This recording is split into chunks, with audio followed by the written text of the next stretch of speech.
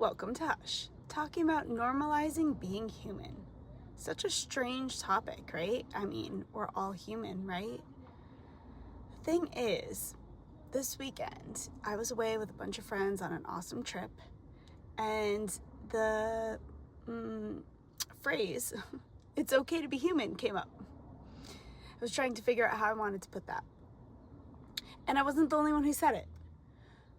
There's something that has happened or happens where when we have needs that need to be met, it's very easy to disregard that another person is human.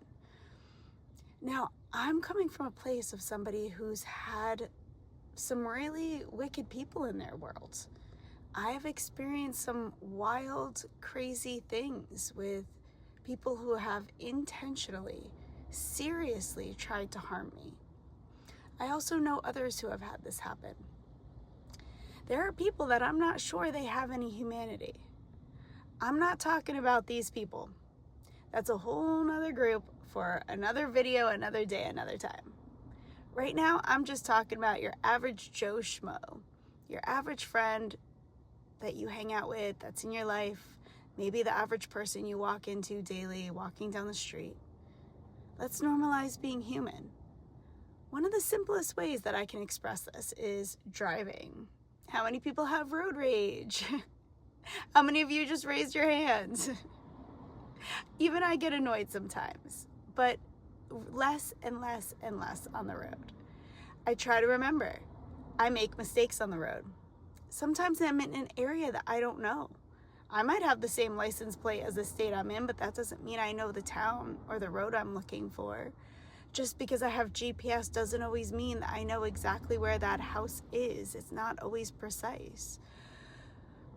There are times where I'm driving in a car and somebody does something and it's clearly accidental. And people are honking, throwing up their middle finger, all kinds of behaviors. We're not allowing that person to be human. And yet, don't we all want to be treated like we are human? We all want to be able to make mistakes and to still be loved and accepted and cared for. But when somebody else makes a mistake and it affects me, how do I react? So it's really important to me today to recognize that we're all human. We all make mistakes. Sometimes those mistakes are going to negatively impact me. And I also need to be discerning. Again, let's bring back that group of people who will intentionally harm. Those people we need to be discerning about. And there's some really simple ways that we can learn how to discern who those people are and how to set really clear boundaries to keep them out of our circle and our bubble. I've been seeing just in the last couple days several different friendships, not just one, not just two, but several, where there's a divide, where both parties are upset or hurt on some level. And a lot of it is just miscommunication. It's just saying, hey, I have a history with you. I know you're a good person. You're allowed to be human, and that's okay, and have some forgiveness and be able to move on. And then there's things sometimes that are just bigger. And it's like, hey, I need to push you a little bit further back in my bubble. And that's being human too. Taking care of yourself, making sure you're only letting people in who really should be in, right? I don't know. There's so many thoughts that have been swirling around this topic for days. And of course, once I get on here and try and talk, they'll flutter and fly away as usual. I just want to encourage myself that the next time irritation starts to build in me, that I can stop and I can be like, is this person just being human? Are they just having normal human emotions? Oh, that's something else I wanted to bring up.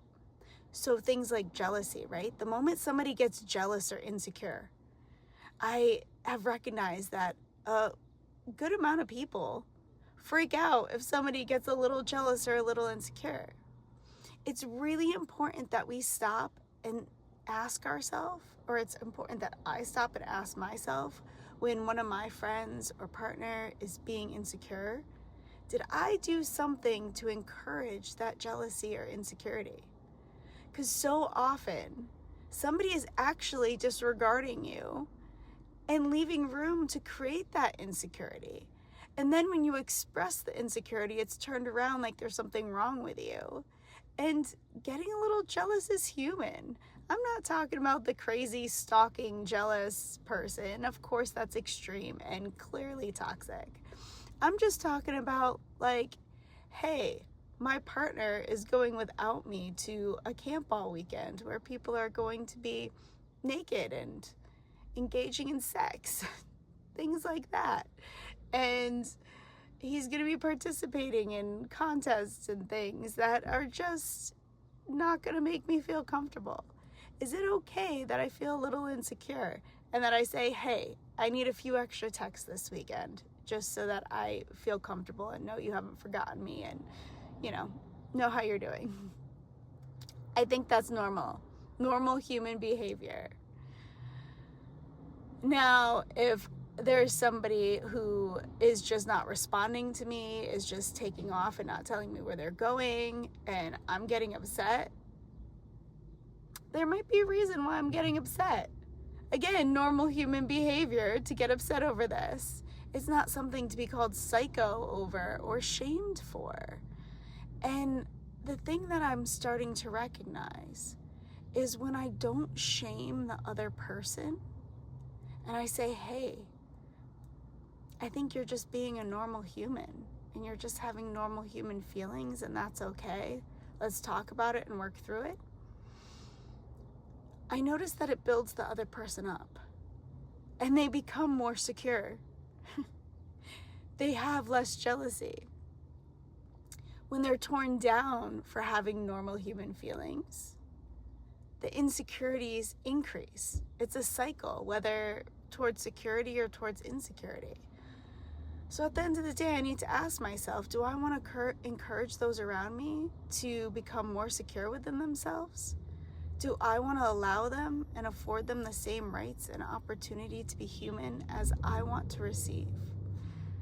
Or do I just want to be all about me, and if it's not going to benefit me, if it affects me negatively, if this person isn't happy around me 100% of the time, I'm just not going to have them in my life, or I'm going to shame them and blame them, and then their behavior is going to get worse, and then I'm going to point the finger, and then I'm going to be able to walk away and tell everybody, wow, look how crazy they were.